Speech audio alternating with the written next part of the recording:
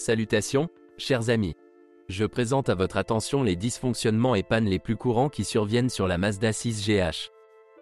Officiellement, seules les voitures à traction avant étaient en vente en Russie. Et la partie mécanique de la transmission est presque parfaite. Vaut-il la peine de vérifier l'intégrité des couvre-joints homocinétiques plus souvent que d'habitude? Ils sont très fragiles. Les deux transmissions manuelles, à 5 vitesses et à 6 vitesses, ne causent généralement pas de problème sérieux aux propriétaires. Il suffit de surveiller le niveau d'huile, notamment pour les 6 vitesses, et de changer l'embrayage à temps. Et il y a quelques plaintes concernant la durée de vie du disque d'embrayage.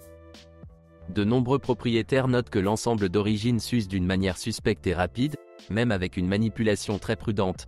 Parfois entre 30 000 et 40 000, le disque est usé jusqu'au rivet.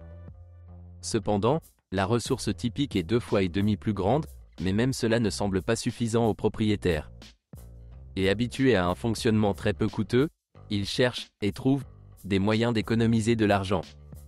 Par exemple, le disque d'embrayage s'adapte parfaitement à l'ancienne Mazda 626 équipée de moteurs de 2 litres. Il vous suffit de raccourcir un peu la manche centrale. Les bottes pour joints homocinétiques de Niva sont également appropriées. En général, il y a des chances de trouver une agriculture collective inattendue.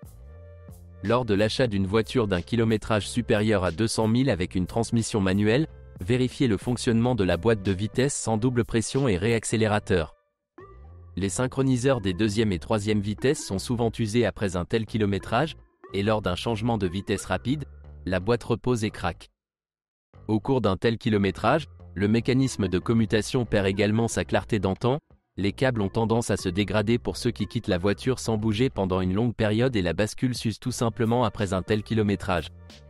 Avec les transmissions automatiques, tout va également très bien. La grande majorité des voitures sont équipées d'une boîte de vitesse Mazda, Ford FNR5, FS5 AEL très réussie, la même qui a été installée sur la génération précédente de la voiture et qui a déjà fait ses preuves.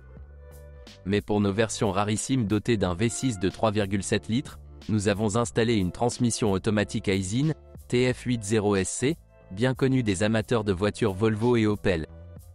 Les deux boîtiers ont une durée de vie solide et, si les échangeurs de chaleur sont en bon état de fonctionnement et entretenus en temps opportun, ils vous permettent de ne vous soucier de rien, surtout avec un kilométrage de 200 000 km. Mais il y a eu une petite crevaison avec l'échangeur de chaleur. Sur la Mazda 6, il fuit et de l'antigel pénètre dans l'huile. Les conséquences sont généralement les plus graves.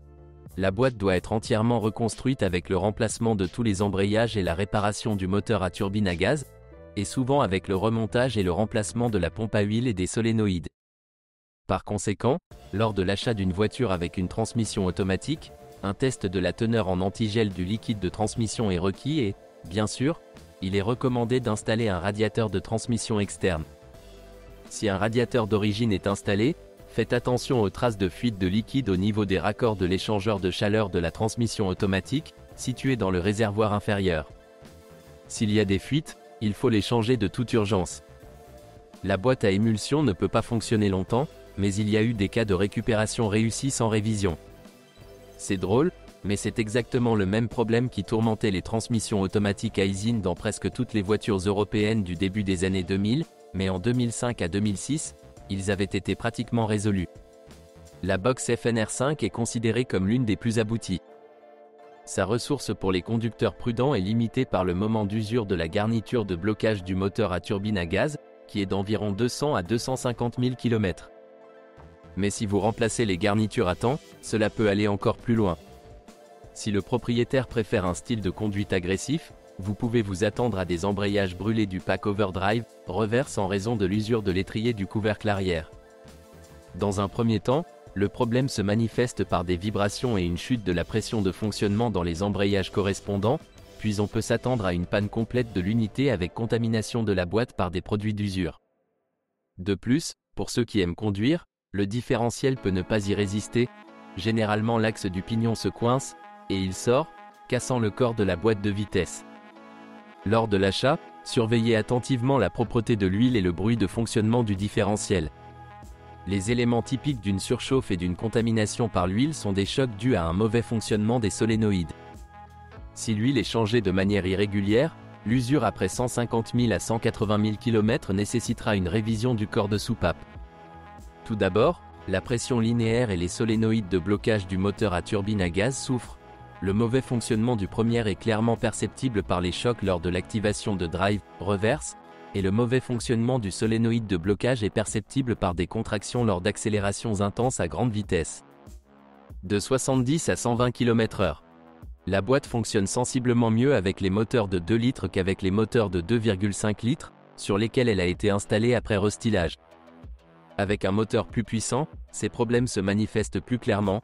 Des réparations sur la partie mécanique et les garnitures du moteur à turbine à gaz sont plus souvent nécessaires. La boîte de vitesse Aisin est très rare, il n'y a donc aucune donnée sur son utilisation sur Mazda. Mais compte tenu de la vaste expérience acquise lors de l'exploitation de ces transmissions automatiques sur les voitures Volvo, Saab et Opel, on peut dire qu'avec une partie mécanique fiable, la boîte de vitesse possède un corps de soupape très sensible à la saleté et à la surchauffe. Lorsqu'il est utilisé sous forte charge, il nécessite nécessairement l'installation d'un radiateur externe. Sinon, c'est une très bonne transmission automatique dans tous les sens du terme, sauf qu'elle est sensiblement plus coûteuse à réparer que la conception de Mazda, Ford. Comme pour son prédécesseur, les moteurs principaux ici sont les propres moteurs Mazda de la famille MZ-RL, mais avec quelques modifications de Ford. Les moteurs de 1,8 et 2 litres sont pratiquement des frères jumeaux, et le 2,5 litres est légèrement différent en termes de conception de distribution, d'accessoires et d'admission. Mais dans l'ensemble, tous leurs problèmes sont communs. Je voudrais tout de suite souligner qu'il s'agit de moteurs parmi les plus fiables de leur catégorie. Bien conçus, ingénieux et peu coûteux à réparer. Bien sûr, ils ont aussi leurs propres caractéristiques. Par exemple, le montage sans clé des pignons de vilebrequin et d'arbre à cames nécessite un niveau de soin élevé lors de l'exécution des travaux sur la courroie de distribution avec l'utilisation obligatoire de gabarits et de clés dynamométriques. Avec l'âge, l'abondance de plastique dans la structure d'admission augmente considérablement les risques de fuite d'air et de perte d'étanchéité. Parfois, vous devrez régler les soupapes et vérifier les jeux au moins une fois tous les 50 000 km. Un système de refroidissement mal conçu nécessitera une vérification régulière du thermostat. C'est encore mieux de le changer préventivement. Le corps du tuyau LF9415117Z devra être remplacé au moins une fois tous les 4 à 5 ans, et en général il faut garder un œil sur les radiateurs, ils ne sont pas de la meilleure qualité. En plus de la perte d'étanchéité de l'échangeur thermique de la transmission automatique, ils sont également sujets à des fuites et à des pertes de nids d'abeilles en partie basse. Une fuite d'huile dans les puits de bougies d'allumage entraîne une défaillance des pointes de bougies d'allumage et une panne du système d'allumage. Malgré les chemises et les sièges de soupape en fonte, le moteur n'aime pas vraiment une variété d'équipements à gaz et des filtres à air de mauvaise qualité. Ces matériaux sont assez mous et les propriétaires notent que dans ces cas, une usure annulaire caractéristique apparaît dans la zone PMH et que les soupapes grillent après avoir parcouru moins d'un 150 000 km. Ce moteur n'aime pas les huiles à faible viscosité. Bien que SAE20 et SAE30 soient recommandés en usine, il est préférable de ne pas remplir d'huile d'une viscosité inférieure à SAE40 sur les moteurs ayant un kilométrage, cela pourrait soulever les chemises. La pompe à huile perd rapidement de la pression, elle se dissout dans les chemises de déphaseur et de vilebrequin usés. Et pour ceux qui démarrent leur moteur partant de gel sévère, à partir du poussoir, la chaîne d'entraînement de la pompe à huile peut casser, mais il s'agit d'un dysfonctionnement très rare. Mais les fuites de l'échangeur thermique aux huiles, situé au-dessus du filtre, sont fréquentes. Sans cela, la température de l'huile augmente lentement après le démarrage, mais sous charge, elle monte bien au-dessus de 120 degrés, il ne sert donc à rien de la retirer. Et lors de votre achat, assurez-vous de vérifier sa disponibilité. En même temps, ajoutez une touche supplémentaire à l'image de l'entretien de la voiture par l'ancien propriétaire. Les fuites sont très typiques des moteurs plus anciens de cette série. Cela peut être soit la conséquence d'un système de ventilation obstrué, c'est trop simple ici, soit l'usure du groupe piston.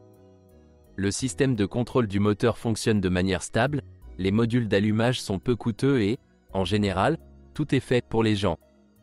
D'ailleurs, les réparations impliquant l'achat d'un bloc court ne sont pas si mauvaises en pratique. Il garantit une bonne qualité et coûte moins cher qu'un jeu de pistons et chemises surdimensionnées d'origine, et vous obtenez un nouveau bloc pratiquement gratuitement. Dans les cas extrêmes, les blocs s'adaptent parfaitement et il existe également des tailles de réparation auprès de fournisseurs non officiels. Les moteurs V6 sont extrêmement rares dans notre pays et se retrouvent principalement sur les gros crossovers CX-9. Mais ils ont fait leurs preuves. Il vaut mieux ne pas acheter de voitures diesel. Depuis leur naissance, les moteurs de 2,0 litres ont des problèmes de dépôt de carbone, d'endommagement du filtre à particules et de fuite de carburant dans l'huile. Et les moteurs d'avant 2010 avaient également des problèmes de pression d'huile. Le moteur de 2,2 litres s'est avéré plus performant, mais son équipement de carburant est également capricieux, et le carburant dans l'huile n'est pas rare non plus. La durée de vie de ces moteurs est finalement inférieure à celle des moteurs à essence, et les coûts de réparation sont plus élevés. Et encore une chose, sans service officiel, vous pouvez vous attendre à de nombreuses difficultés de maintenance. C'est là que s'épuisent les informations sur les problèmes de la Mazda 6 GH. Si vous en savez plus ou n'êtes pas d'accord avec ce que vous avez entendu, je vous attends dans les commentaires.